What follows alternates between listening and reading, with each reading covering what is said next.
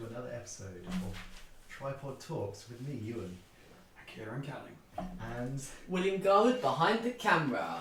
right, so today's episode is going to be on Warhammer 40k. Ooh. But first, we've got to do the quiz, which Will Yes. has prepared for us Oh yeah. from the last podcast Yes. This is the bit I love to do. on Taylor Swift. So here we go, Will. Go on. So it's a multiple choice questions. You have 4 questions.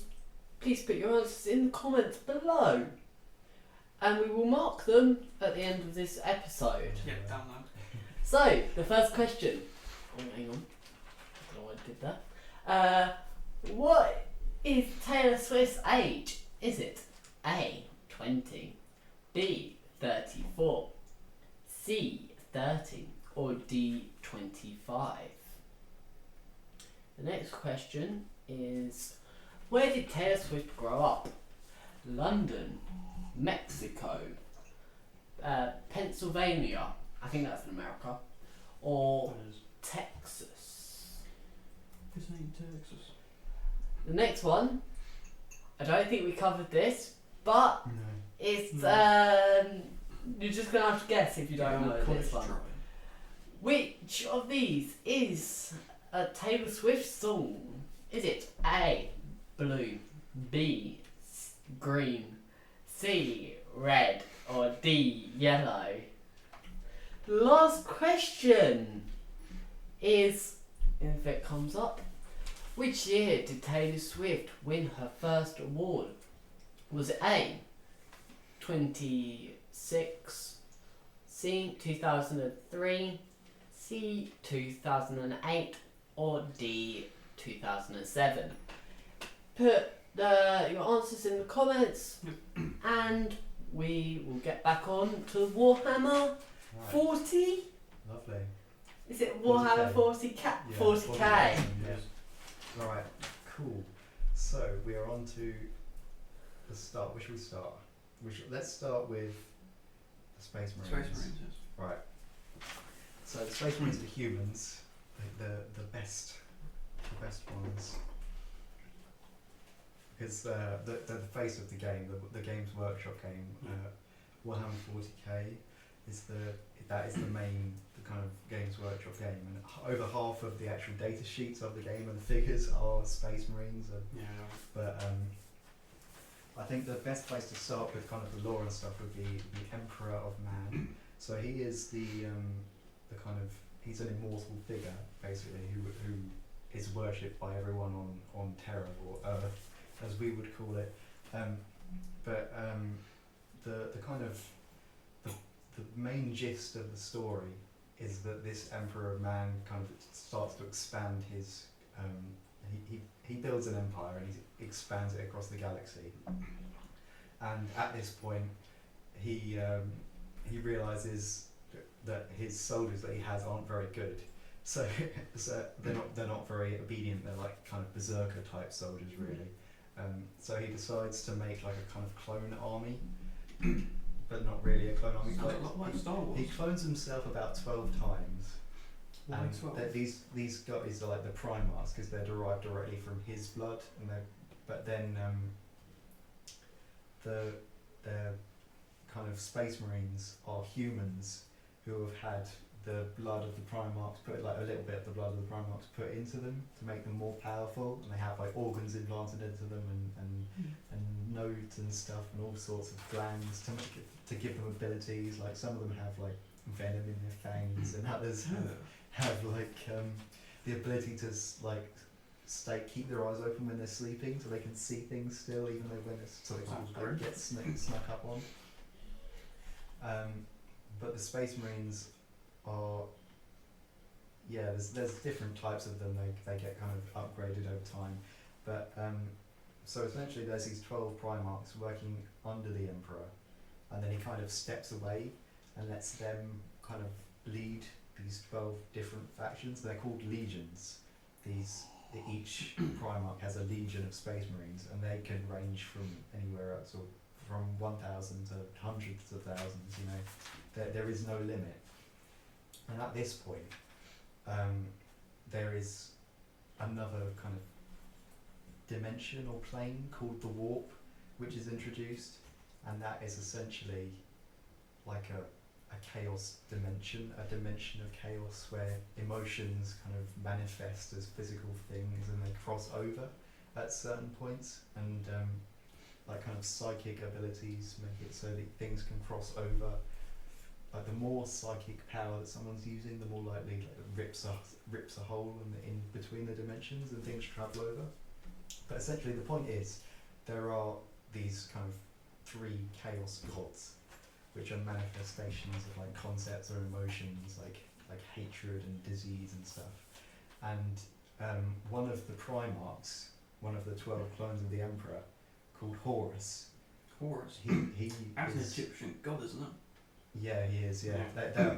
there are lots of links and names to kind of mythology and ancient history and stuff in Warhammer, which is quite interesting. But this guy Horus, he essentially rebels against the Emperor because he feels like he's been neglected because he steps back.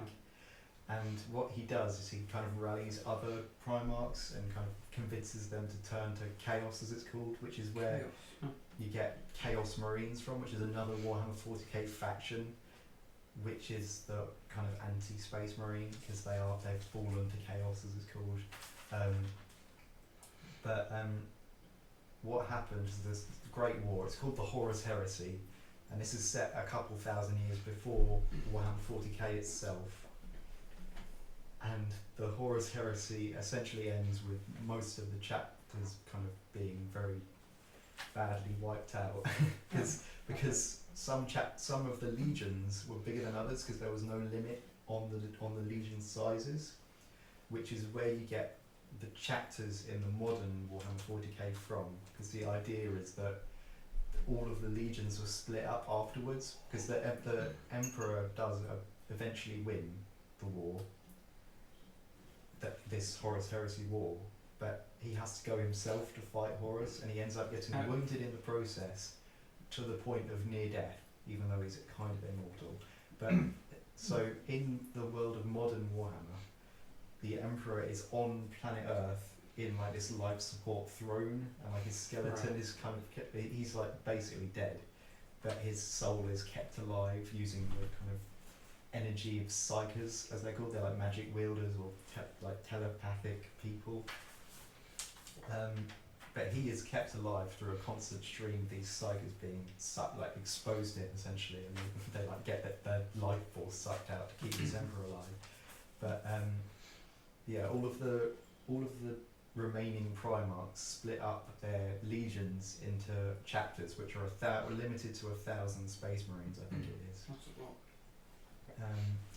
Yeah, because they were the legions were like hundreds of thousands, or could range up to that. But then, so what you get is like descendant chapters from the original chapters, who like so all of the chapters are related, but some more than others because they're just descendants of the same chapter.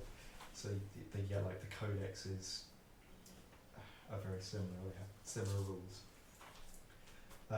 But the Space Marines have all different kinds of tanks and vehicles, and they're certainly the coolest ones. If you're starting out in Warhammer 40k, Space Marines are the ones to go for, because they are the perfect combination of something that is very, very cool and very, very powerful in the game, especially against other things that only have one heart, like the Necrons, or Wound.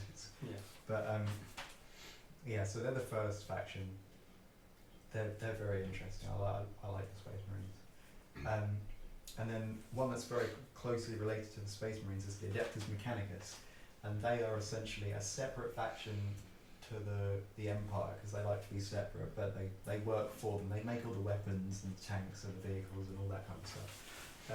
But they are their own separate faction. They've got like metal arms attached to them, and they worship this machine god.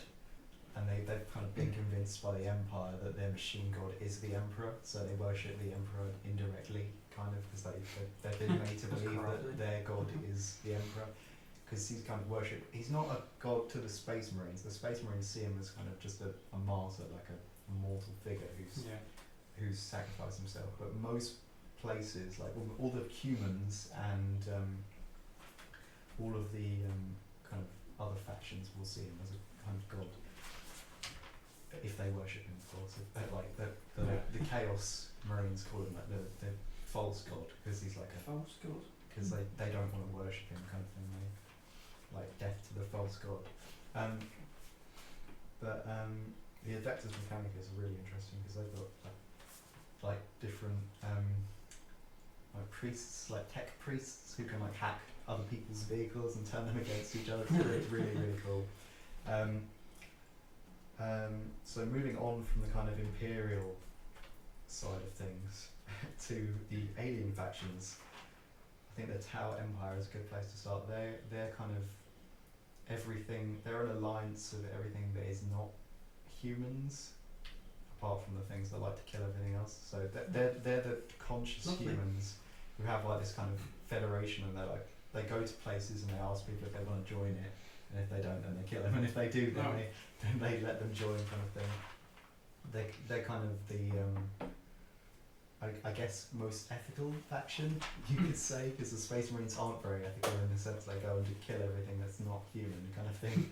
Oh. They're very Right. racist in that sense. You know, they call it Yeah. Xenos scum. Quite literally xenophobic.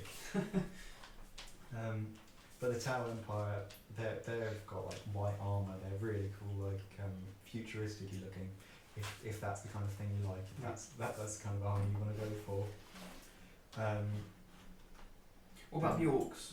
The orcs, Yeah, yes. I love the orcs. Yes, you've got some orcs, don't you? I do love the orcs. I know that the orcs are, in 40k at least, the orcs are a fungus. So they Fungus? grow, they hatch out of kind of these fungal spores which can like be moved between worlds. Like the meteors come down and then these fungal spores spread and they grow on things, and then orcs come bursting out of them. So that's how they get so many armies of orcs. Because the idea is you have lots of orcs, because Yes. orcs aren't a very powerful figure, so you have But they lots- are in a group. yeah, When they're that's the together, point. They are Yeah. very powerful. They have lots of abilities where, say, one attacks, all the rest of them will attack, kind of thing. They're very good for if you would like to have, just swarm people, Yeah. hordes of them. It's quite expensive to buy that many orcs, though. Oh yeah, that's But there's not really much lore for the orcs, really, because obviously each time you have an orc, it's a new orc faction, because they've just spawned in, basically. They've only just grown. But yeah, they don't stop until they've consumed a planet, kind of thing. You get Space Marines going in and just absolutely torching the spores just to try and get them off the planets, kind of thing. And then you've got the Tyranids, who are very similar to the orcs in the sense that they go and just kill everything. But they're essentially the aliens of Warhammer 40. Like alien is in the alien from Alien. they look like that, but there's lots of them. There's hundreds of thousands of them, and they come in on ships, and they have this really weird thing called gene stealer cults, which are essentially Tyranids which go in and hypnotise and breed with humans, and then they like telepathically make these cults at the bottom of these hive worlds, they're called. So hive worlds are they're planets which are specifically for mining or making something, or right. they're like supply worlds, because obviously this empire is so big, it needs so many worlds that just constantly pumping out resources, pumping out all sorts of things to keep it going and keep it alive. But the point of these gene stealer cults is to kind of infiltrate the bottom of the hives, so that and then they send out a signal, so the Tyranid ships and the hive ships come in like massive hordes and just take over the planet with very little resistance. Because you have all kinds of like they're hybrids in high places, which are essentially telepathically controlled, like hybrid humans. So I've read all books about it where there's like invasions of these Tyranids coming along and just taking planets over, and they've got like knife hands and everything. Knife hands. Yeah, there's all different kinds of evolutions of them. They evolve. They very quickly adapt to the planet. Kind of, they're just relentless. And you've also got, moving on from the Tyranids now, because that's enough on them. The Necrons, which are the one I have. Yes, Yeah, green. I like They're green, those. aren't they? They've got green eyes, but yeah, that's the kind of aesthetic. But they're essentially like robot people, Like Terminator. but not really. Almost. Because the origin of the Necrons is they're like this some kind of ancient race, and they have kind of like a war with their gods, and then they kind of strike a deal with them to make themselves immortal by transcending their mortal form. So they turn into like robots. Essentially, they get like their consciousness is downloaded into robots, but they all become like slaves to this one robot who wished that they'd all turned into robots. He's like an imperial figure. He's like a guy with a staff on a throne kind of thing. He's yeah, they've got like scythe ships and canoptic doom stalkers and little scarab things, and they've got that. Essentially, they get told to go into tombs, and they conquer the whole galaxy basically, and then they go into these tomb worlds which are buried beneath the ground, and then the plan was for them to wake up at some point, but then they don't, because their kind of emperor person ends up not waking them up. So what happens is they slowly wake up over time, over the kind of hundreds of millions of years after, because these guys are like ancient. Sounds like Sleeping Beauty. And so they wake up and say they've conquered a planet, they'll find it's been, occupied by someone completely different, so they'll just kill everyone, And a lot of death and destruction in this 40K. yes, 40K is a war game. You get like engram corruption as well, because the engram is like the kind of fictional downloaded brain. So the fact that their brains get kind of corrupted over the million-year or so period, and they kind of, some of them end up not working properly and being like I think they're called flayers, like mind flayed. They're called. They're like really like damaged and like catty ones that like wounded. Yeah, but they're used as berserkers essentially. But they're really cool. I'm just ranting about the Necrons now because this is the army I have. It's very personal to them. But they have all sorts of different leaders, and they just kind of assume command, and there's not really any kind of direction because some of them have different goals. What sets do you have, Kieran? Me? So I know that you have some. I have Got the orcs and orcs, space marines. Yeah.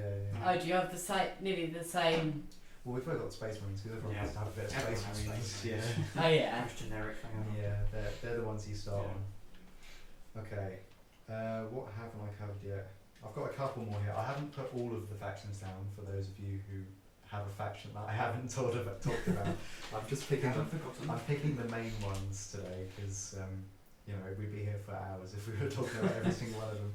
But these are most of the other ones are just kind of derivatives of these ones. So the Eldari are the next faction. I've never heard of them before. They are essentially space elves that Space elves. in most respects they are space elves, but they're psychic. They use like psychic powers to build things and have they even talk like telepathically and have feel each other's emotions and stuff. That's the idea of them. But the backstory of them is quite tragic because the point of them is to show what happens when you use too much psychic energy, because the fact that these societies use so much psychic energy is what produced what is called the kind of galactic rift in as of 8th edition of Warhammer 40k. This massive rift which is essentially just a massive tear in the space between the warp and the real world. It spans across the centre of the galaxy, splitting it in two, so nothing can get through it unless it like travels through the warp, which is not great because the warp essentially mutates and kills everyone that goes through it, unless you've got a special kind of shield. Very nice. More death. The Eye of Terror is essentially the origin of this rift, and the Eldari, it used to be the Eldari's home planet, but they used psychic powers so much that they just tore this massive rift across the galaxy. so there's not many Eldari left really. So they're quite I mean, people can still buy them. They are a valid I've faction. never seen that before. Law-wise, they are very scarce. And there's also another variant of them called the Dark Eldar, and they live within the warp in an ancient pathway called the Webway, which is essentially like a safe way to travel through the warp, made by some ancient gods who I know not much about but have heard of. But essentially there's this webway is like a massive portal way between the galaxies. So there's this city which is built within the webway, which is actually not all in one place, it's across the kind of entire galaxy in different bits, but the whole point is you can walk through it as if it's one city. But then this webway is like instantaneous travel between 2 points across the galaxy. Huh. So there's this city which is apart but together in like this web, which is why it's called the webway. Very confusing. And this webway actually also leads underneath the Emperor's throne, and there's constantly like things from the warp trying to get through the webway into Earth. But the Golden Throne, that's another thing that they keep. That's why they keep him alive, so they can defend the planet from the warp. Because otherwise the warp would just overtake everything. He's like the most powerful psychic being ever to have lived. Well, that's what people have told me. So Why does it go to his throne? You think because he's the most protect his powerful throne, psychic being to have ever lived. Oh. That's why, because he's the reason they can't get in. He's the shield. Yeah. So the Eldar are very interesting. They have this kind of ability to build things, so their figures are very interesting because they've got kind of like special revive. Like when they die, their souls kind of get put in like a special pendant thing, which they then put inside of a weird grown organism thing, which is That's creepy. Yeah, it is weird. But there is a Space Marine equivalent. There are tanks with injured Space Marines where they take their organs and put it in a massive tank and then just get them to fight because they want to serve their Emperor more. The last one I've got here is the Squats, or they're called the Leagues of the Squats. The Leagues of the Tan, and they are essentially they're new to 40k. I think they got reintroduced in 9th edition because they were in the original edition, because you used to be able to just take fantasy figures and turn them into 40k figures by using these special just adaptation kits. But now, but they got taken out, so you couldn't really use them, and they just added them in as their own faction, and they are literally just dwarves. They're humans who have been on either planets with more gravity or just mutated, because the warp mutates things a lot. So there's all different kinds of giants and small humans who have been mutated through proximity to the warp. Because obviously ever since the rift has come across the galaxy, the warp has kind of been seeping into everything, so there's lots of more exposure to psychic energy. And that's another thing with the Empire, the Imperium of Man that the Emperor has built. That it's very biased against psychics, so it's kind of like this X-Men discrimination kind of story, where the kind of psychers are very much hated because they can especially warrior psychers, they can instantaneously just become a nuclear bomb. Because chaos energy is so unpredictable, so they try to cast a spell and they just succumb to the forces of chaos and they'll just die. So they've constantly got someone standing behind them with a pistol ready to shoot them in the back of the head if they think they're about to explode, kind of thing. Because they really are just ticking time bombs, most psychers. And the Emperor actively suppressed kind of psychic powers and psychic energies when he was alive. I mean, he does still communicate with people. There's a special machine which you can use where they think they're interpreting his kind of will, but they're not sure if it's real or not. You know, it's a weird law thing. It's very interesting though. because he's constantly got this stream of psychic energy being delivered to him, but because they take psychics from all, there's whole organisations dedicated to the capture of psychics and taking them in to be exposed to him, sucked out like batteries. The final thing I will say is space travel. The space travel within the warp is done through.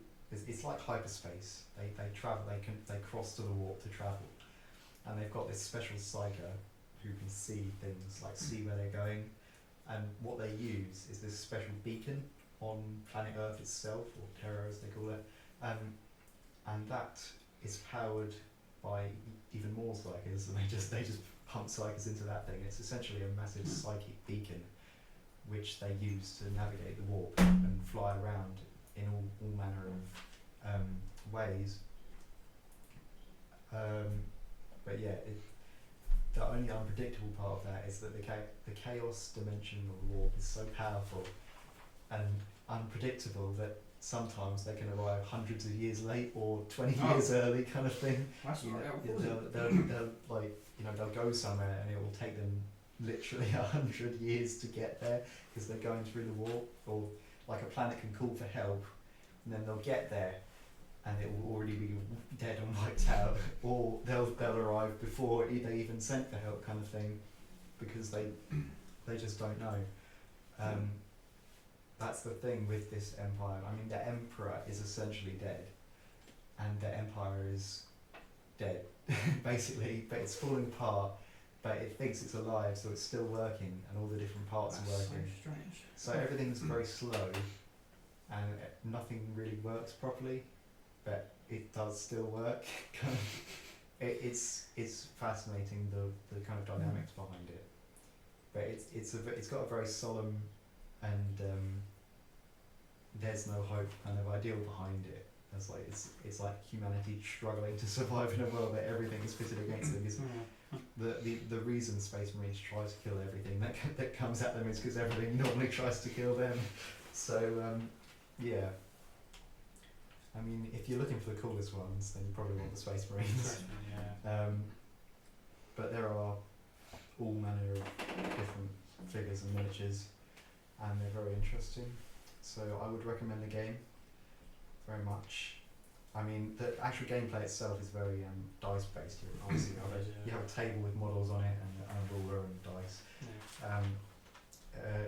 It is fun to play when you have enough figures, which I don't. But yeah, there's also other games as well, like Age of Sigmar. Yes. Age of Sigmar is the fantasy equivalent of Warhammer 40k, but it's not related lore-wise. So it's separate, but it's the same kind of thing. It's a much newer game because the old fantasy game got retired. But that one also has really nice figures if you want to try that one out. And they have Lord of the Rings, don't they? Yes, Lord of the Rings. Yeah, they do have Lord of the Rings. I mean, that's a lot less developed lore-wise with all the figures. That is literally just you buy some figures and play with them. So that would be the kind of thing if you didn't want to get into the game as a whole. But I love this game. I listen to podcasts about it all the time, so I thought I'd You and give when we have to you. meetings about the podcast, what we should do next. Yeah. Ewan constantly talks about Warhammer. You should get it. And I'm like, maybe. Yeah. And we've been into Warhammer shop a few times, Yeah, and you're just like, actually, I could spend that money on better systems for the podcast, better mics. Yeah. We're gonna hopefully. It is very expensive. We're gonna hopefully get 2 clipper mics so you can hear us much better when we've got 2 hosts doing it. So yeah. Alright, I think that's everything I have to say about Warhammer 40k. I know it was a lot. So do you want me to go through the answers to the questions that we yes. did earlier? Yes. So earlier we asked you some questions. It was a multiple choice questions, and the first question was, what is Taylor Swift's age? It was either A, 20, B, 34, C, 30, or D, 25. we're going to ask Ewan and Kieran what they think before I show you the answers. What do you think, Ian? What do you think, you two? What do I think? Well- it was. I remember. What? I think it was 34. I think it was, wasn't it? The answer was B. 34. Yeah. I know that. The next question was, where did Taylor Swift grow up? It was either A. London, B. Mexico, C. Pennsylvania, or D. Texas. What do you two There's no think? Christmas tree farm, Kieran. Is it Pennsylvania? Isn't I it? think it was. I think it was, yeah. Do you think that will? What's the answer? It was C. Yeah. Pennsylvania. Yeah. You're getting. You've got 2 out of 2 so far. Oh, this one might be a really Yes, tricky absolutely got one. to do with the fact that we literally did this podcast earlier as well. Yes, so if you didn't if you didn't know, we haven't been doing podcasts for a few weeks because we've been on holidays. We just haven't been able to get our schedules lining up. So we're really sorry that there hasn't been a podcast for several, I know, the viewers like are last month. hanging on the edge of their seats. Everybody's been haggling us, messaging me. I've been like responding, it is coming. But, okay, so next question was, which of these is a Taylor Swift song? It was either A, blue, B, green, C, red, or D, yellow. What do you two think? I don't know. I'm going to go with blue. I don't know, Kieran. I don't know either. I don't remember this I'm one. going to say it's blue. I don't think we really covered this one. I don't think we covered this. No. So that's why we said at the beginning, it Mm. might be just a guess. It was C. See what? Oh, hang on. Let's see. C, red. Oh, Ah. alright, I was okay. close. I don't know. Then the last question was, which year did Taylor Swift win her first award? It was either A, 2006, B, 2003, C, 2008, or D, 2007. What do you two think? I don't know when the awards were. I'm going to say We didn't 2008. say anything about awards. I'm gonna say. I think we talked about what awards she won, but not when she won her first one. 2006. Is that your final guess? Yeah, because I think that was her first album, wasn't it? 2006. So I'm going to say that. But it probably wasn't her first album now I think about it. It was 2000. 2007. It was close. It was close. It was really close. If you are watching this, I think the camera cut out, but hopefully we still have all of the footage. But if we did miss a bit, you are still listening, so you'll hear what happened, and it may have not been that You can fun. listen to Spotify if you want as well. Yeah, We like Spotify. we do like Spotify. We do publish when we record podcasts. We do publish when we are recording them, when they will come out on our social medias, Facebook and Instagram. Go and follow us on there, which the link is in the description. I think that's everything. Yes, That thank you for it- watching. Thank you for watching. Please like, subscribe, It's very good. and comment how many you got out of 4. We hope you enjoyed it. And Because I we enjoyed talking about it. you love talking about it. We'll catch you on the next episode, which I do not know what it is at the moment. We will decide later. We will decide and we will publish it Mm-hmm. in a Right. few months. Thanks for watching. Yeah. Goodbye.